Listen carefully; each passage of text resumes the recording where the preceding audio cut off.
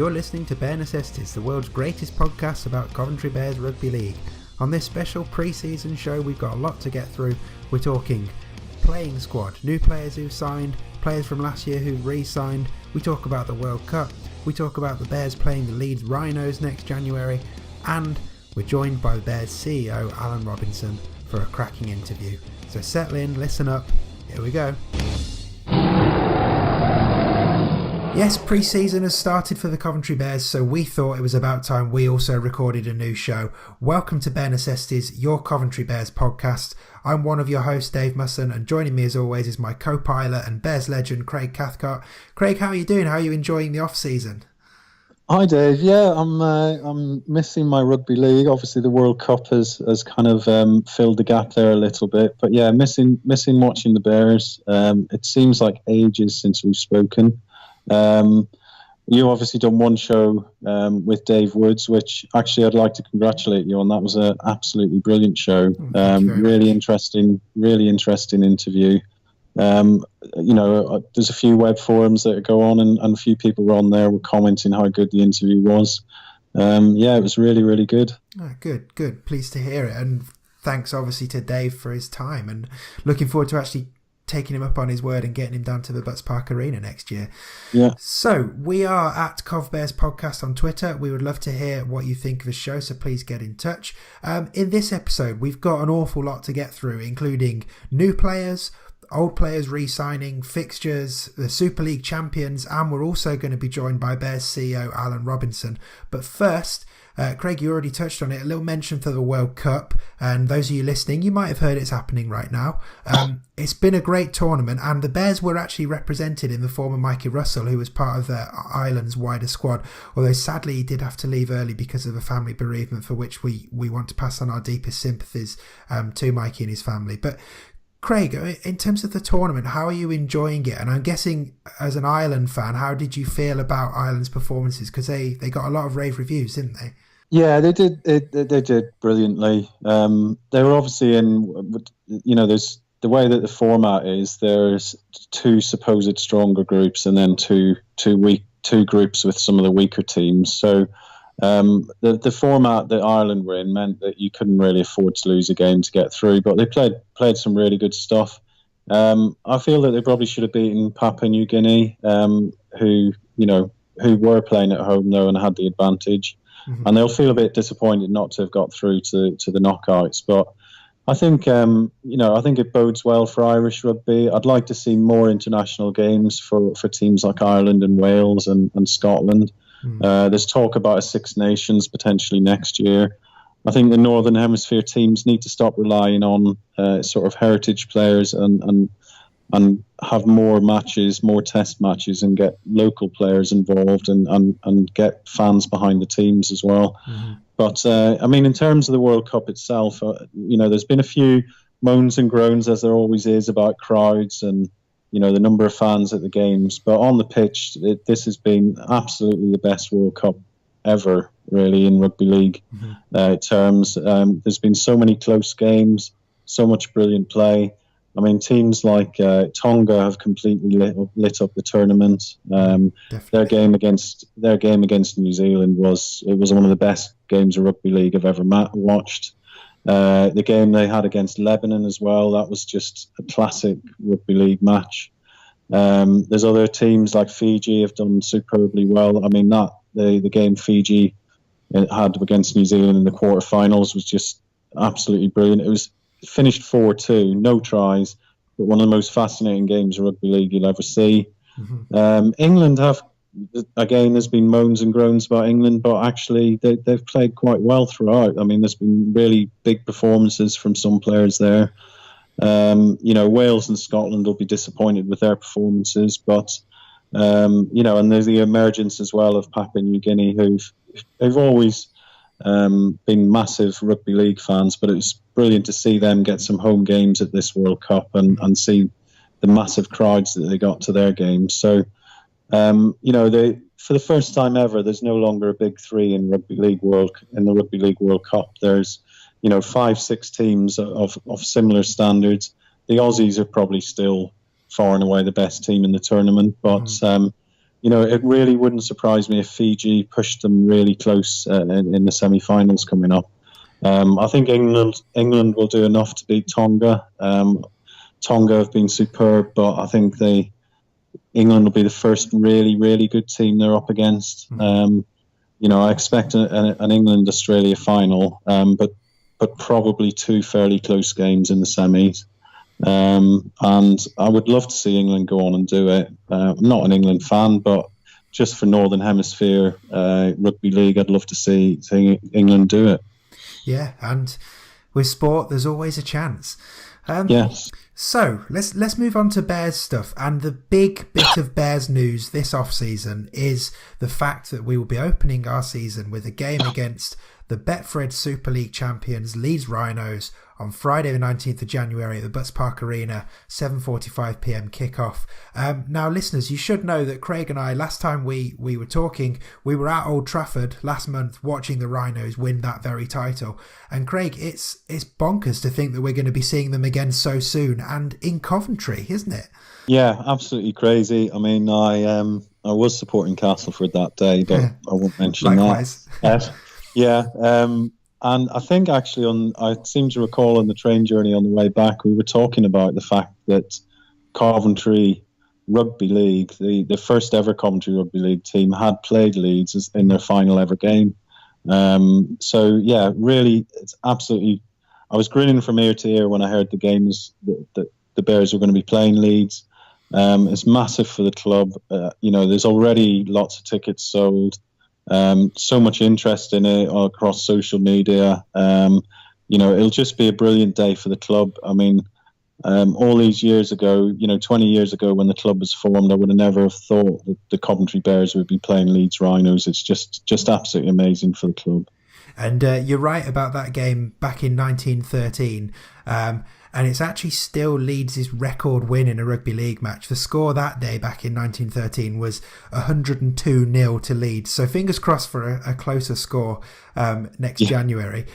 If you do want to come down to Butts Park Arena for that game, which obviously you do, and you haven't got your tickets yet, tickets are £15 for adults, £10 concessions, £5 for children, or there is hospitality available with lots of pre-match stuff going on. That's £40 per person, which includes a 3-course pre-match meal. Get onto the Bears website if you want to secure either a normal ticket or a hospitality ticket. And of course, Craig and I will be there covering it for the podcast. So if you are, for whatever reason, if you are unavailable to make it, then we will try and bring the best of it for you. Okay, so Craig and I still have lots more to discuss, but first I think we're going to play my interview with Bears CEO Alan Robinson. There's lots of interesting stuff here, from a reflection on last season to lots of chat about the year ahead, so settle in and listen up. So Alan, welcome back to Bear Necessities podcast. Great to have you on again. And how's your off season going? Is it busy, or are you enjoying watching the Rugby World Cup, or is it all and above? How's it all going for you? It's crazy busy. I think everyone thinks I take a holiday in the off season, but it couldn't be further from the truth, really. It's probably the busiest time of the year at the moment, really. We've been really busy signing some new players. We're looking at next year and what that holds for us now that we have the fixtures. And it's, we're all really excited. We're getting ready for pre-season, which starts just next week actually now. So yeah, it's a busy time. Before we get into all the exciting stuff about next year, because obviously there's a very important fixture at the start of the year to kick it off, and you mentioned the players there. We've not really sat down and chatted about the 2017 season. So now you've had a bit of breathing space from the end of it. What's your reflection on 2017? Because I know results were not necessarily what you were hoping for, but I think from our point of view, we saw a lot of good glimpses of performances and lots of good stuff off the pitch. So when you look back now on the 2017 season for the Bears, what thoughts come to mind? Yeah, we've done a lot of reflection. We do a lot of reflection through all the time. I think last year was a year that off the field, we did a lot of learning. More so, I think, than the previous 2 years since we've been in League One. We've done a lot of learning in regards to getting to know our fan base. Developing things with the media off the field. putting partnerships in place that hopefully, can stand us in good stead for a number of years. So we've really focused a lot more on looking at the long term and trying to get foundations in place that we can rely on every year, rather than just having to sort of restart afresh every year. Saying that, on the field, we have had to sort of make a bit of a fresh start in some respects. We've learned that we want to have a more locally based squad. We had some travelling players obviously last year, and it just logistically, it can be very, very difficult being in the position that we are geographically.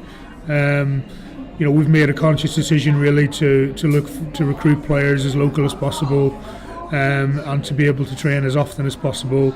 We've put a lot of things in place where we can support the squad as much as we can, and as professional as a manner as possible. So we're hoping that that'll start to bear fruit into next year and then into the future as well. And you ended up with one of your players going off to the World Cup. I mean, that's not a bad achievement for the club, really, is it? No, it was a fantastic achievement for Mikey Russell. He's been a great player for us, and he's taking a little bit of time out at the moment, but we're hoping that Mikey can perhaps be back involved with us again in the future. And we've also obviously signed a lot of other players that are going to be new to the club, but we like to be seen to help. We're in a position, I think, in the developing area that we are of rugby league, that we can give players opportunities, and I think Mikey Russell's a perfect example of that.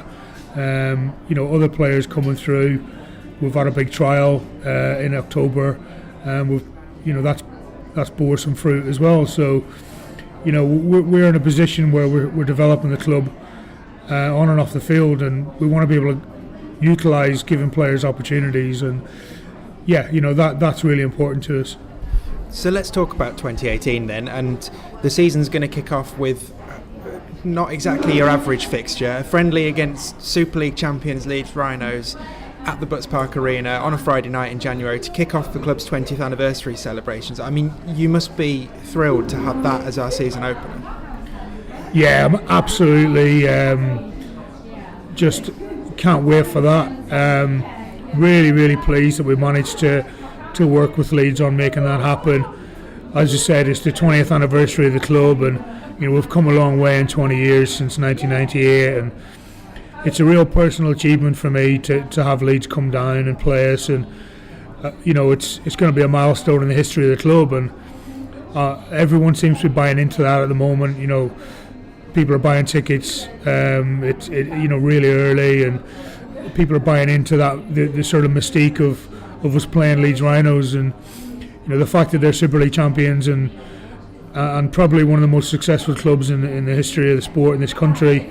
It also gives us and myself a lot of confidence in that we're doing the right thing, and with our club, that Leeds are, can give us that sort of support. Gary Hetherington said some great things and some real words of encouragement to me over the last year, and he's taken an interest in what we've been doing, and the City of Rugby as well in Coventry, and we want to showcase what we're all about on that night, and hopefully we can gain a lot of new supporters and new fans and people from that.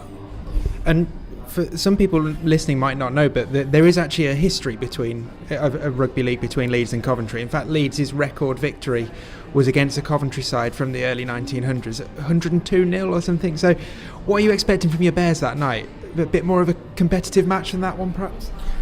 Yeah, we're obviously when you play Leeds Rhinos, you've got to expect the best. We're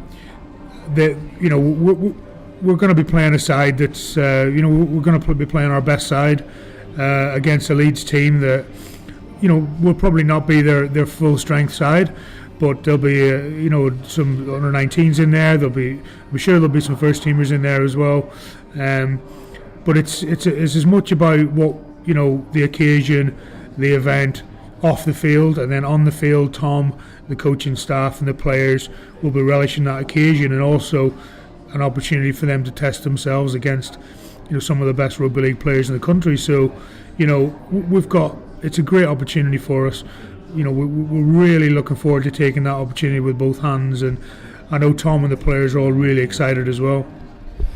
Now I wanted to talk a little bit about recruitment. So Craig and I are going to chat through each of the individual signings and re-signings later in the show, but the squad's really starting to take shape, I think, for 2018, and there's been some key players from last season who have committed to the Bears for another year, and as we were talking off air just before we started recording this, a lot more locally based players as well.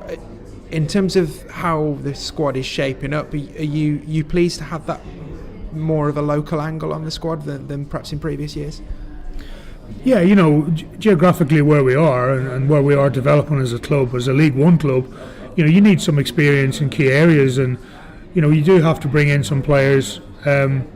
We've had to do that from further afield, shall we say, in the last few years.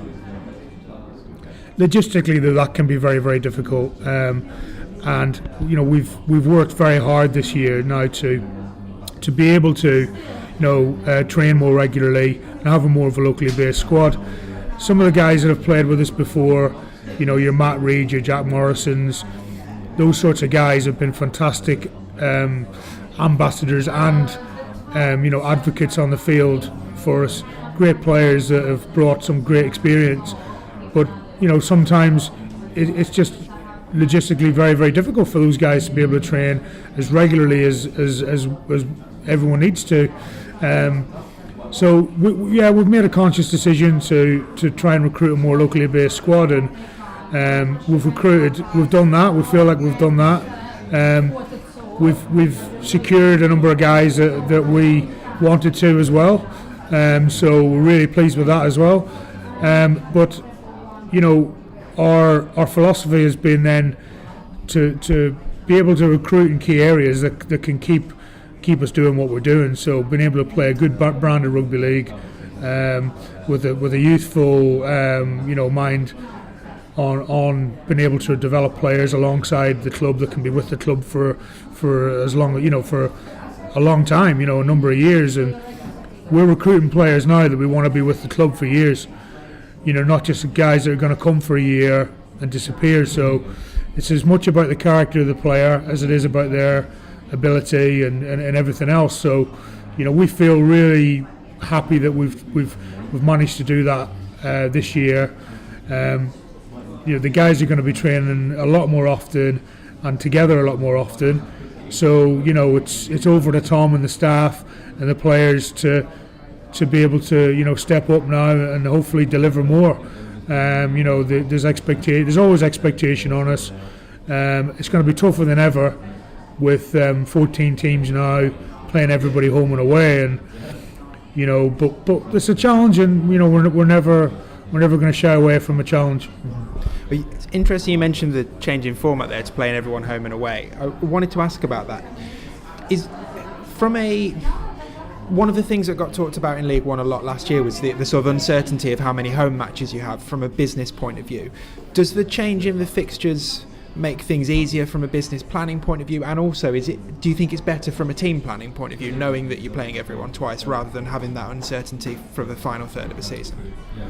Yeah, I mean, from a business perspective off the field, it's great from a marketing perspective and a promotional perspective, because we can plan ahead, we can put events in the diary. For example, the Bradford game at home is in June, in the height of summer.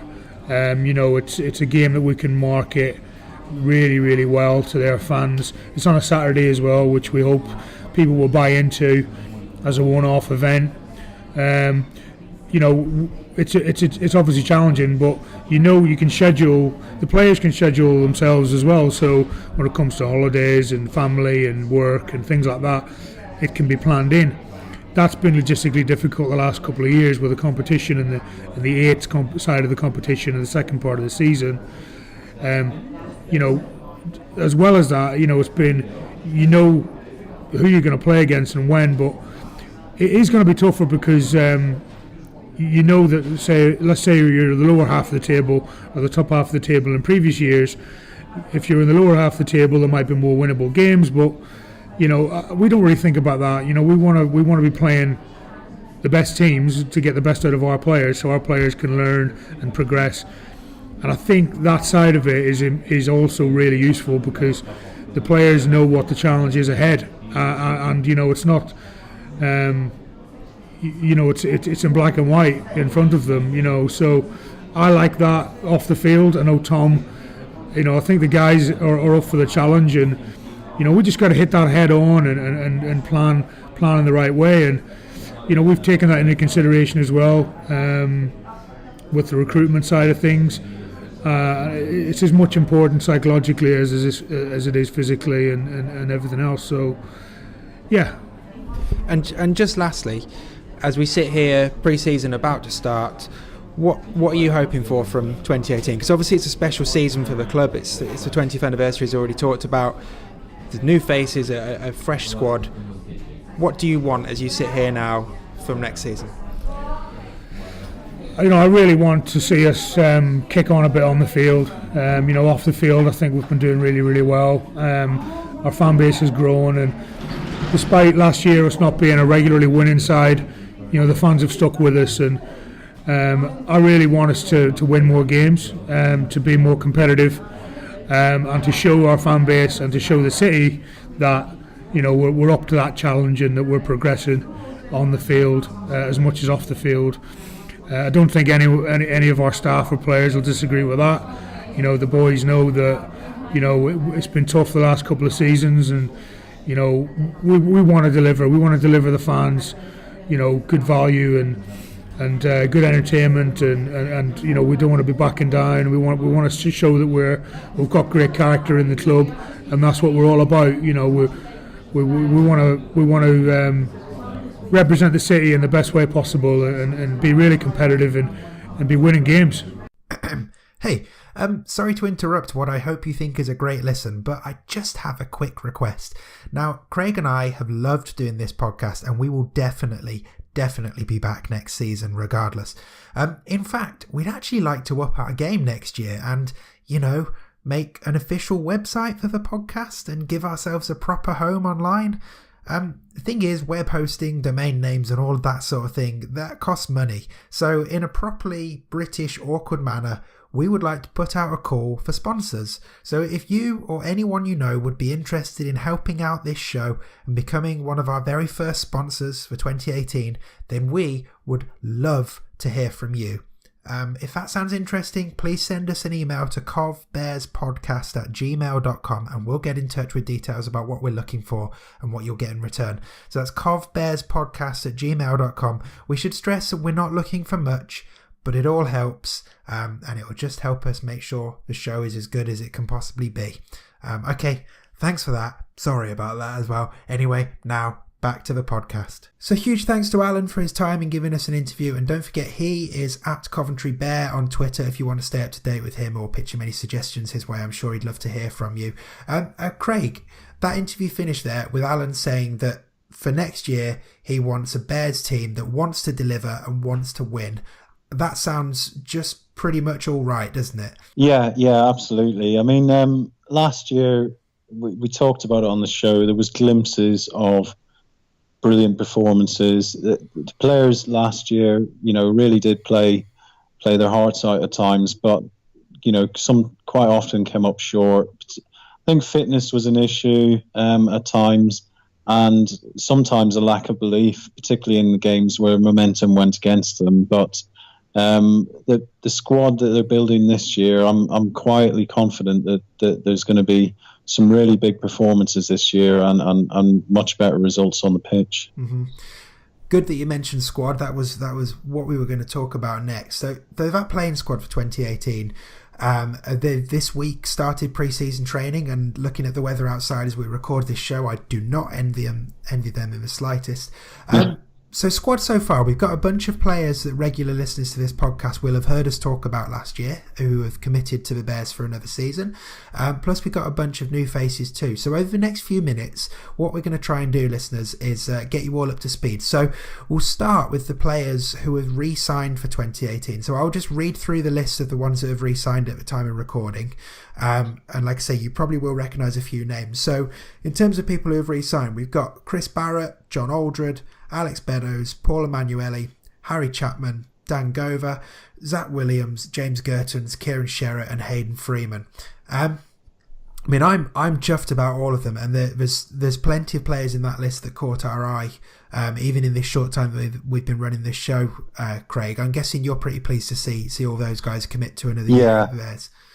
Yeah, these re-signings are all top quality players. Some of them are the heartbeat of the club. They've been at the Bears for a long time. Some of them came in sort of midway through last season. People like Paul Emanuele.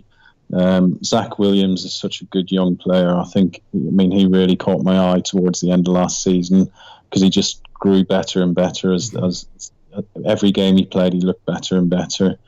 And there's one or two of the guys that we've liked to mention on the show, like Hayden Freeman, who was really good. But I don't want to start singling people out. Every single re-signing here has a lot to offer and is a really quality player. So really pleased to see all these guys back for next year. Yeah, I think if you imagine a starting 13 with all of those players who've re-signed already, and that's already a very strong team that knows each other as well, which is a great position to start the year in. And not only that, I mean, one thing you'll say about all of these players is they're really, really committed. They're committed to training hard. They're committed to, they leave everything on the field and they work really hard during every match. These guys. And they've had the experience of playing last year and some of them the year before and the year before that. So these guys are really really hopefully going to push on this year.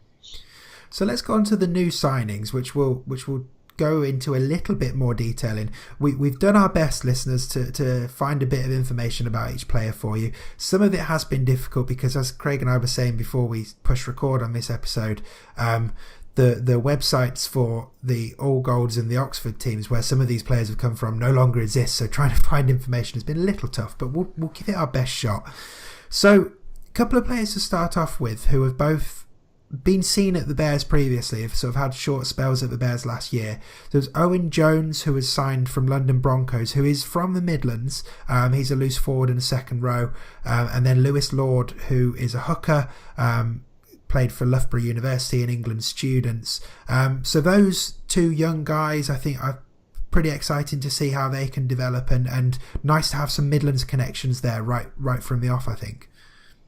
Yeah, I can't remember which game it is now, but certainly there was a game, one or two games, one game in particular where Owen Jones was superb.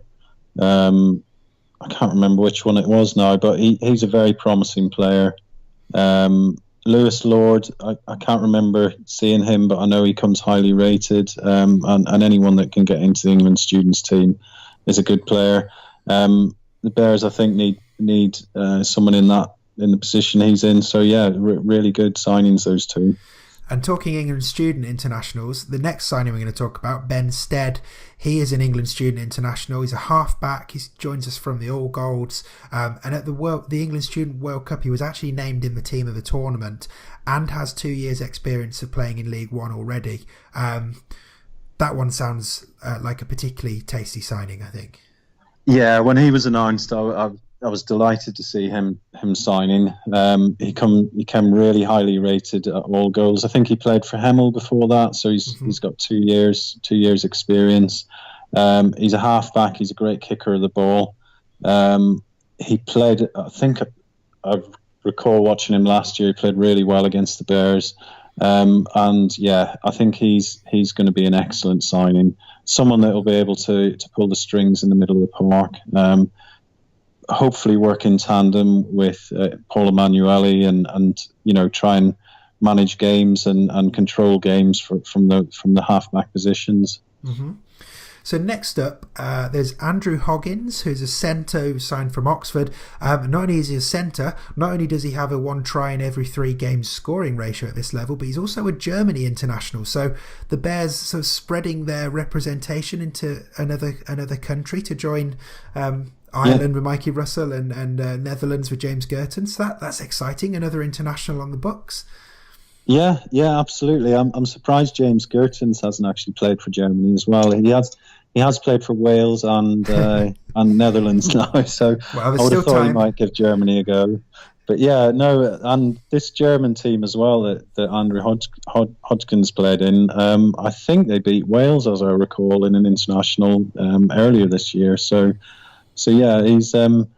I think he also play for Hemel as well. So lots of experience in League One. I think he actually came from an amateur team down south, Southampton. I think Southampton Spitfires. And an interesting fact I read about him earlier was that he is an international bobslayer and was an Olympic hopeful for Great Britain. Wow. So interesting sporting experiences he's got. And I think as well, I remember him playing last year for Oxford against the Bears, and he was a very, very good player. As you said, he scored a lot of tries as well in League One, so it'd be really good to see some dangerous play from the centre positions from him. And so sticking with the talk of international feeling, so Joel Thomas is also signed for the Bears. Now, he grew up in the south of France and has actually played for Catalan Dragons as well as All Golds and Oxford. He's a front rower. He has recently had a couple of years away from the game to set up a personal training business, but he's back and playing. So I guess we don't want to expect too much too soon from him, given that he's been out of the game for a couple of years. But he's going to be fit, he's going to be strong, and he's got some great experience. And he's still young as well, so another exciting one. Yeah, I think he came. He was spotted at the trial game that the Bears had a few weeks ago, and yeah, apparently he is an absolute beast with the ball and a big hitter in defence. So, as you said, it'll take him a while to get up to speed, probably, but he looks a very, very promising player, and certainly he's got a good pedigree from all the experience he's got playing elsewhere. Mm-hmm. Next up, we've got a couple of players who are not only joining the Bears but are also studying at Coventry University, where they're both on sports scholarships. So Peter Ryan is a prop forward, and he played for Ireland in the Students' World Cup, and he's already following us on Twitter, so he's our new favourite player. And Dante Samuels, another sports scholarship at the university. He's 18 years old. He's an outside back. He was part of Salford's academy programme, and judging by the photograph of him on the Bears website, he has the best hair of the entire squad. I'm already feeling like he's going to be my favourite purely based on his hairstyle. I hope he doesn't wear a scrum cap on the pitch, because I want to see that in all its glory. Yeah, I think he's overtaken Brad Delaney as having the best hairstyle at the club. I want to just say about Peter Ryan, I think he's come over from Ireland in a similar way that Mikey Russell came over. Mikey Russell has proven that there is absolute gems to be found in Irish Rugby League. So I'm really looking forward to seeing him play, really looking forward to seeing what he can offer in League One. Mm-hmm. And then just to round off the list of signings that we've got so far, so we've got Maliki Lloyd-Jones, who is a prop, who joins us from All Golds, who's also played for Hemel and England Students. And again, judging by his photo, looks like he's going to add a considerable physical presence to the Bears middle. Yeah, and comes really highly rated as well from All Golds. So, and last but not least is Dean Hatton, who is a halfback or hooker. He's got a lot of experience with the very famous Wigan St Patrick's Club, reading his story, so the move to Coventry has potentially been on the cards for a while, because his wife is born and bred Coventrian, and he has moved down to Coventry now.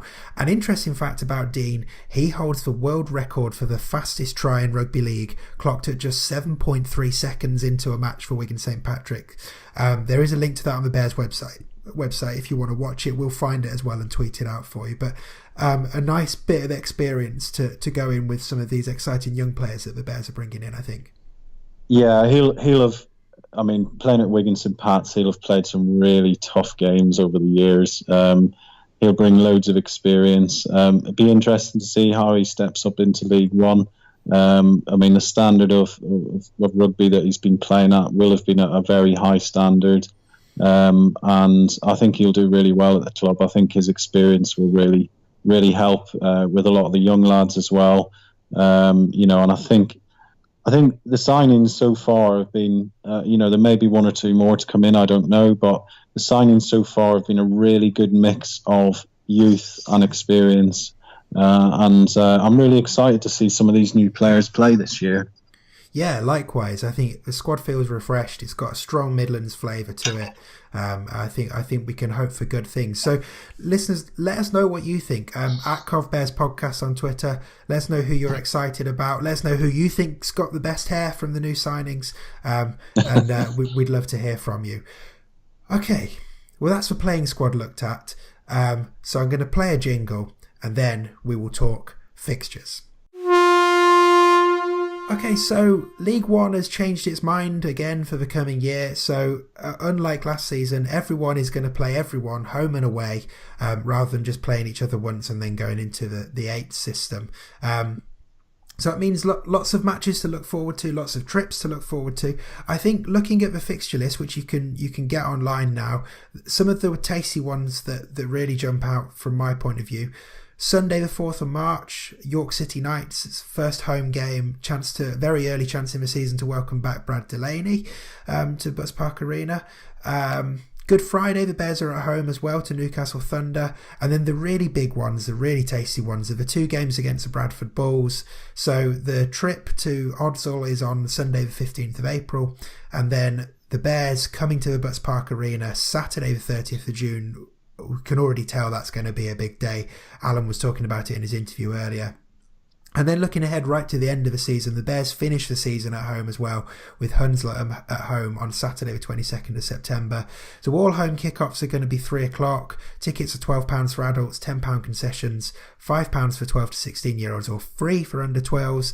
And if you're just tempted by the whole thing, then why not go for a season ticket? It's £100 for adults, £30 for 12 to 16 year olds. Craig, I mean, I've pulled out some of the fixtures there, like first home game, last game, and the Bradford games. Are there any others that you're particularly excited about, home or away, or is it difficult to get past the Bradford ones? Well, I think when I looked at the fixtures, I ticked a few games off with my pen, and I ticked off all of these games that you've mentioned. Actually, the York City Knights first home game, that's going to be big. I think they had a lot of momentum behind them towards the end of last year.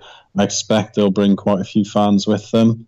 And yeah, it'd be interesting to see if Brad Delaney gets a game for them against the Bears. He was a great player last year, and he's moved on to York. Newcastle Thunder, Good Friday, a Friday night match. You can't beat that. Newcastle last year actually brought loads of fans with them. And they're a well supported club. Bradford Bulls away. I've never been to Oddsall. I've driven past it a few times. Mm-hmm. Always wanted to go and visit there. That's going to be a historic day for the Bears playing at that historic stadium. The Bulls at home. That's going to be a huge game. They will likely bring a lot of fans with them. Locally, there's going to be so much interest, and I can't wait for that game. I really can't.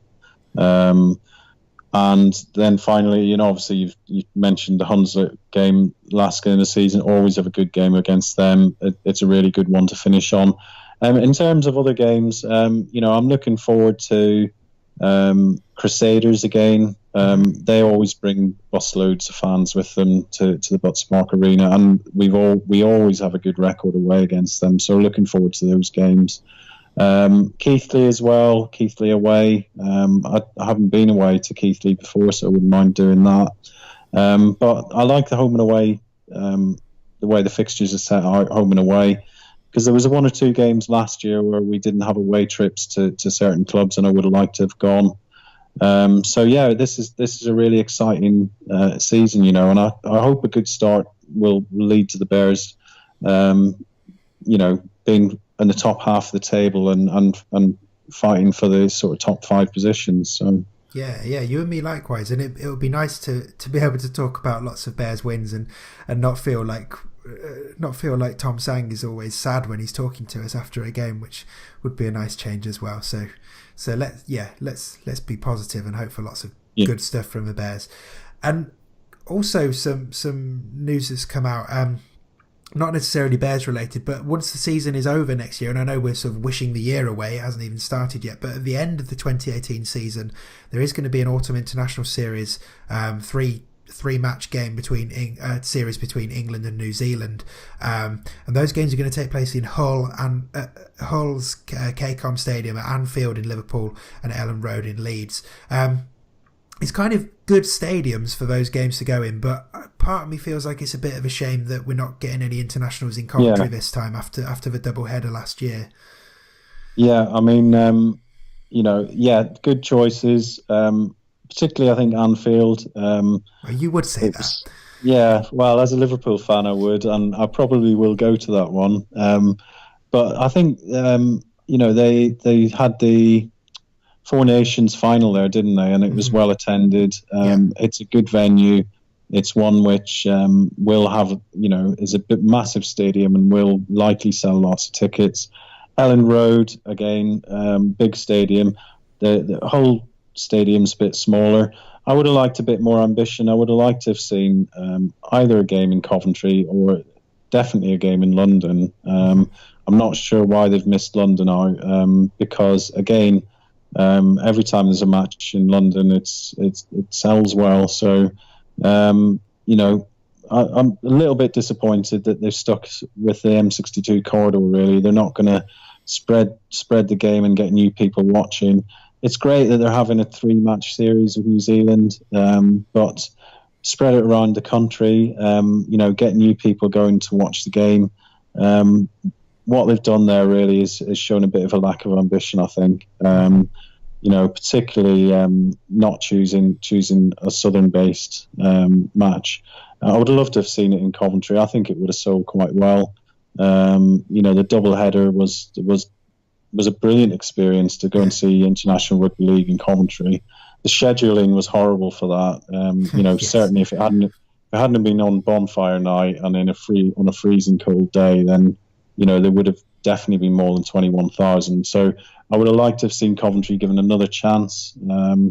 But that's how it goes. As I said, I'll likely go to the Anfield game. It'll be a good series actually. New Zealand will be looking to bounce back after a disappointing World Cup as well, won't they? So yes. It'll be very interesting 3 matches. Yeah. So let's bring it back to the Bears to finish, and looking ahead to the 2018 season. And I know it's a long way away, but I'm going to finish this episode, Craig, by me asking you the same question I finished my interview with Alan with. What do you want from the Bears next year? It's a tough one, really. I'm not expecting miracles, and I'll follow the Bears through thick and thin. Last year there was some disappointments, but there was also some real highlights and some really fantastic play from the Bears. They've got a really good coach in Tom Sang. He plays really expansive rugby. Last year, at times, I've kind of felt that maybe sometimes the fitness or the belief wasn't there. I think this squad is a young, fit squad. They're Midlands based. They'll train together. They'll work together. I'm expecting a lot more this year. I think I'd like to see the Bears start well, get into the top half of the table and really push on. At times last year it was a little bit disappointing because you knew the players had so much more potential than they were showing at times. I just want them to go out and compete. They won't compete with it in every single game. They're up against some really big teams this year. But I'd love to see them go out there and cause a few upsets and show people what they're capable of. Yeah, that sounds like a good season for me. And I have probably a much more simplistic view. I'd like lots of tries, lots of big hits, and lots more fun, I guess. Yes, yeah. And I'd like to see them generate a lot of interest locally. You've got things like the Leeds game, the Bradford game. I'm expecting some big crowds up at the Butts Park Arena this year, and I think it's going to be a really good, fun season. Yep, and hopefully lots of people will join us for it throughout the year because it's our first full season as a podcast as well, so we're very excited about that. But that is it for this particular show. Thank you very much for listening. We're not entirely sure when the next episode will be. but I'm sure you will hear from us again at some point before the season starts. Don't forget to follow us on Twitter, where we're at CovBears Podcast. Subscribe to the show if you don't already, just so you don't miss any future episodes, particularly at this point in the year where it's not so much of a regular schedule. And hey, maybe tell a friend about it and help spread the word about the show as well. But yeah, Craig, we're pre-season has started. We're officially counting down to the new season of the Bears. It's we're off the mark. We are. So good to speak to you again, and see you at the next one. Yeah, thanks, Dave. Bare Necessities is a podcast about the Coventry Bears. It's an independent show, but it wouldn't be possible without the support and the encouragement of the club. So huge thanks to everyone at the Bears for helping us out. Come and say hi to us on Twitter, where we're at CovBearsPodcast. Tweet Craig your questions using hashtag AskMrC, and let us know if you want to have your roar heard. Don't forget to subscribe to the show in Apple Podcasts, Stitcher or wherever else, and if you like the show, leave us a rating or review and spread the word to anyone else who loves the Bears. Bare Necessities is brought to you by me, Dave Musson, and Craig Cathcart, and our theme music is by my band Wave. See you next time.